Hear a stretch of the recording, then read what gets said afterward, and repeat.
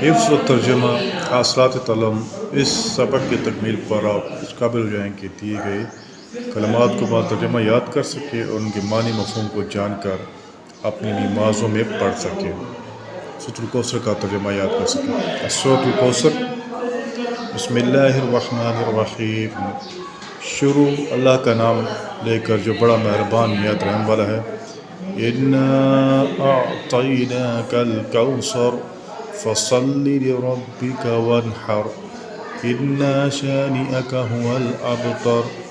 ترجمہ: اے محمد رسول اللہ خاتم النبیین صلی اللہ علیہ وآلہ وصحبہ وسلم، ہم نے تم کو کوثر عطا فرمائی ہے، بس اپنے پروردگار کی نماز پڑھا کرو اور قربانی کیا کرو، کچھ شک نہیں کہ تمہارا دشمن ہی بے نام رہے گا۔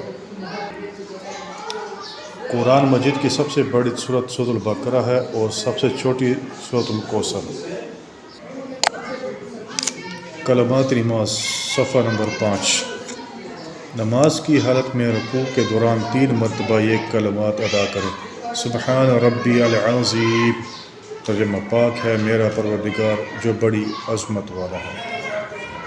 رکوع سے اٹھتے وقت جو کلمات ادا کیے جاتے ہیں وہ یہ ہیں: سمیع اللہ لمن حمدہ۔ ترجمہ: اللہ تعالیٰ نے سن لی اس کی بات جس نے اس کی تعریف بیان کی۔ قوما کی حالت میں جو کلمات ادا کیے جاتے ہیں وہ یہ ہیں: ربنا لک الحمد۔